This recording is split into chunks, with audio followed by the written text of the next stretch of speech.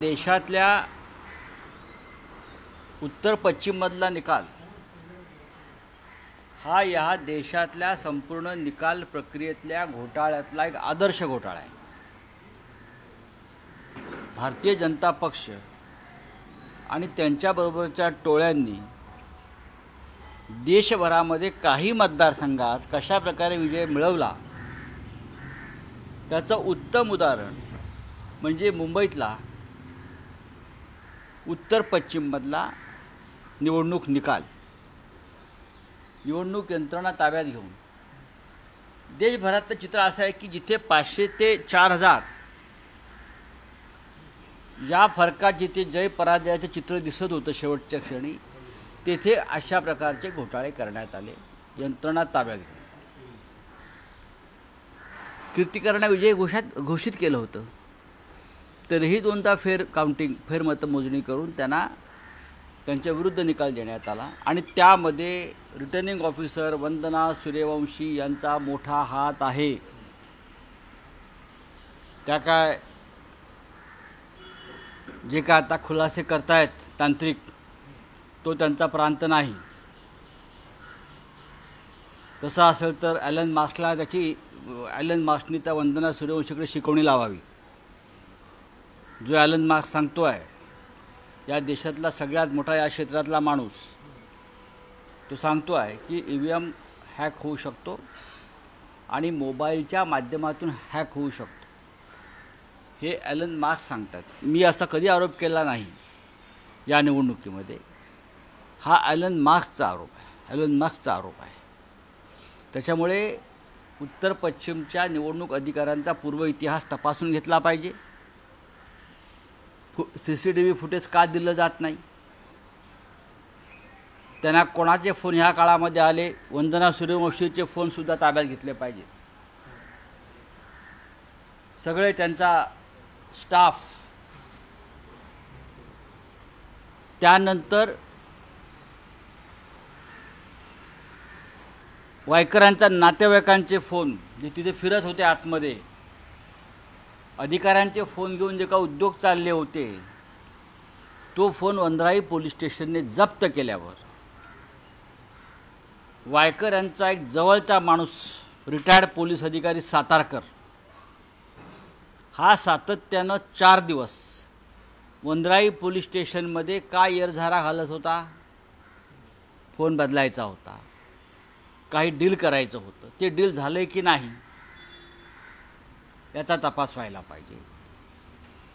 आता हा फोन म्हणे फॉरेन्सिक लॅबमध्ये पाठवल्याची माहिती आहे। मी आज ट्विट केलं आहे, पुण्यातल्या पोर्शे कार अपघात प्रकरणामध्ये जिथे ब्लड सॅम्पल बदलून फॉरेन्सिक लॅब गुन्हेगाराला वाचवू शकते, तिथे या फोनचं काय घेऊन बसला? या सर्व लॅबचे प्रमुख हे गृहमंत्री देवेंद्र फडणवीस आहेत आणि त्यांच्यावरती एकनाथ शिंदे आहेत। हे ज्याच्या लक्षात आलं आहे, त्यांनी उत्तर पश्चिमचा निकाल कसा चोरला ह्याच्यावरती त्यांनी विश्वास ठेवावाच लागेल। वंद्राई पोलीस स्टेशनमधून फोन बदलण्याचा प्रयत्न झाला, तो यशस्वी झाला आहे का? हे सातारकर कोण आहेत आणि कोणाचे नातेवाईक आहेत जे सतत 4 दिवस वंद्राई पोलीस स्टेशनमध्ये येरझारा घालत होते? CCTV फुटेज काढा, त्यांचं तिथे काय काम होतं आणि त्यांचं काय डील झालं हे सांगा, नाहीतर मी सांगतो।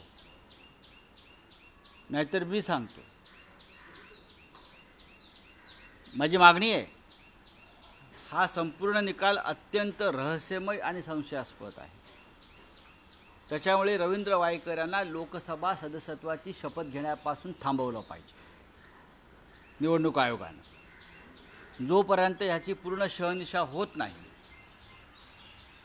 संशय दूर होत नाही, तोपर्यंत रवींद्र वायकर यांना लोकसभेच्या सदस्यत्वाची शपथ घेण्यापासून थांबवणं हीच लोकशाही आहे। ही लोकशाहीचे संकेत आहेत। चोरून ज्याने विजय मिळवला तो लोकसभेत जाऊन शपथ घेणार, अशा प्रकारचे या देशामध्ये किमान 45 निकाल लावण्यात आलेले आणि अशाच निकालांवर भारतीय जनता पक्ष विजयी झालेला आहे। बोलिए.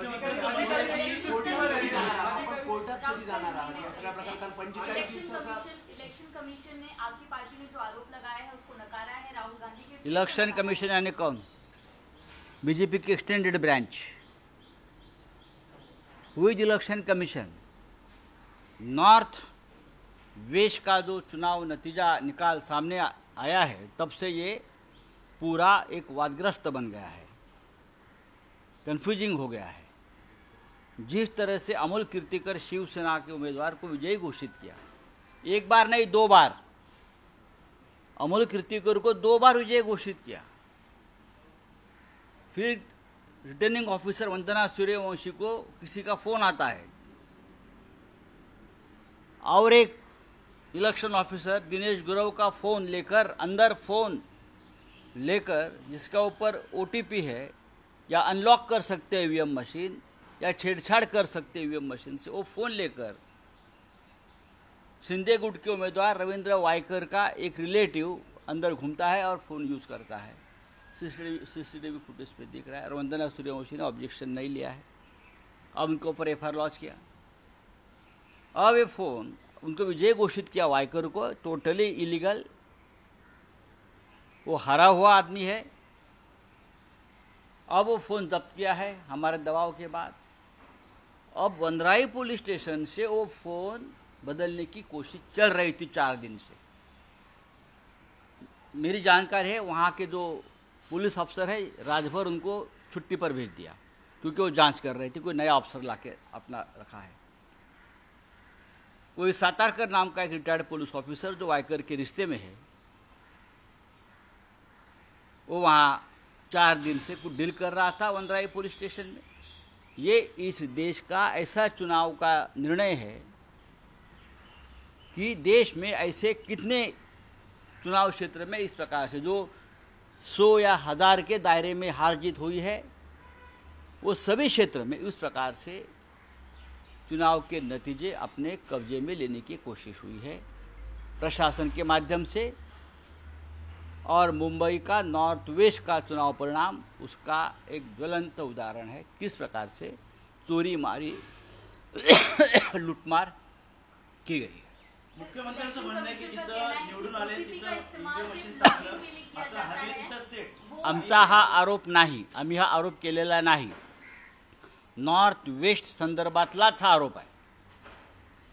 नॉर्थ वेस्ट जिथे कीर्तिकरांना विजयी घोषित करण्यात आलं 2 वेळा आणि तिसऱ्या वेळेला रिजेक्टेड पोस्टल बॅलेटचे मतगणना बेकायदेशीरपणे मोजून त्यांना विजयी घोषित करण्यात आलं शिंदे गटाच्या उम्मीदवाराला.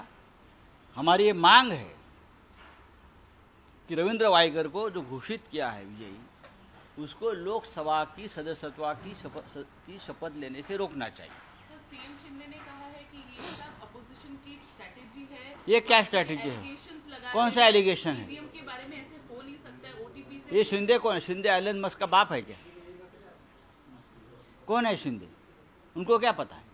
पैसे की बात करो, मैंने कितना पैसा बांटा है चुनाव जीतने के लिए, उसका ऊपर मैं उनसे डिबेट करूंगा. नासिक में कितना बांटा है, मुंबई में कितना बांटा है, पैसे खोखे की बात करो. टेक्निकल बात आप मत करिए, खोखे की बात करो. खोखे पेटी की बात अगर आप करे हो, ईवीएम वो खोखा नहीं आपका 50 करोड़ वाला, वो अलग खोखा है जिससे देश का लोकतंत्र बनता है और बिगड़ता है. झूठ बोल रहे हैं. ये बीजेपी की एक्सटेंडेड ब्रांच है. इलेक्शन कमीशन यानी कौन? वंदना सूर्यवंशी. आप उनका पूर्व इतिहास देख लीजिए. या केस संदर्भातील पीआय ते देखील रजेवर आहे गेल्या 4 दिवसांपासून. नेमकं मी आपल्याला तेच सांगतोय ना, या संदर्भातले जे पी आय राजभर हे रजेवर आहेत की त्यांना रजेवर पाठवण्यात आलं. तो ज्या प्रकारचा तपास करत त्यांनी फोन जप्त केला, फोन जप्त केल्यावर त्यांना रजेवर पाठवण्यात आलं. कोकणात बाळासाहेबांनी शिवसेना वाढवली. कोर्टात कधी जाणार आहात? 45 दिवसाचा कालावधी. हो, आम्ही जाऊ कोर्टामध्ये. आम्ही सगळे मार्ग, निवडणूक आयोगापासून कोर्टापर्यंत सगळे मार्ग आम्ही हाताळणार आहोत. आणि उत्तर पश्चिमचा जो निकाल आहे तिथे शिवसेनेचाच उमेदवार विजयी झाला आणि तो कोर्टाच्या माध्यमातून सुद्धा विजयी होईल याच्याविषयी आमच्या मनात शंका नाही. कोकणात बाळासाहेबांनी शिवसेना वाढवली संपली असं वक्तव्य जाहीरपणे नारायण राणे करतात. हे महाशय फक्त 48,000 मतांनी जिंकून आले पैसे वाटून. त्याचे व्हिडिओ क्लिप्स आहेत. हे कशा प्रकारे ह्यांचे लोक पैसे वाटत होते घराघरात. आपल्याकडे मुंबईला पेपरची लाईन टाकतात ना, तो दुधाची लाईन टाकतात ना, तसे पैशाची पाकिटं घरामध्ये पेपरच्या लाईनसारखे कसे टाकत होते याचे व्हिडिओ समोर आल्यावरती या माणसानं आपलं तोंड उघडू दे, फार एक्सपोज होतील. आपल्याला मंत्रिमंडळात स्थान का मिळालं नाही याच्यावर त्यांनी चिंतन करावं. कोकणची जनता बरोबर आहे, यावेळेला आम्हाला यश मिळालं नाही, पण फार कमी फरकानं आमचा तिकडे पराभव झाला. पैशाचा वारेमाप वापर झाला, यंत्रणेचा वापर झाला. हा आरोप नाही, हे सत्य आहे. हे सत्य आहे. नारायण राणे यांचा विजय हा फक्त 48,000 मताने झाला. नारायण राणे यांना 4,48,000 मतं मिळाली आहेत आणि विनायक राऊत त्यांना साधारण 4 लाखाच्या वर मतं आहेत. याच्यापेक्षा एक जोरदार लढाई काय असू शकते? आपण काय 5-6 लाख मताने जिंकलात कोकणामध्ये एकतर्फी? बोला. सर, मुख्यमंत्री म्हणतात की फेक नेरेटिव्ह सेट करण्यात आला होता, मोदी हातावर चालणार होता. अहो, एकनाथ शिंदे हेच फेक आहेत. ज्या राज्याचा मुख्यमंत्री फेक आहे त्याने फेक नेरेटिव्हची भाषा करू नये. नरेंद्र मोदी यांनी गेल्या 10 वर्षात फक्त फेक नेरेटिव्हच सेट केले आणि गेल्या 2.5 वर्षापासून एकनाथ शिंदे, देवेंद्र फडणवीस या राज्यामध्ये फेक नेरेटिव्ह सेट करत होते. त्याचा पराभव झाला. त्या फेक नेरेटिव्हचा पराभव झाला. थँक्यू.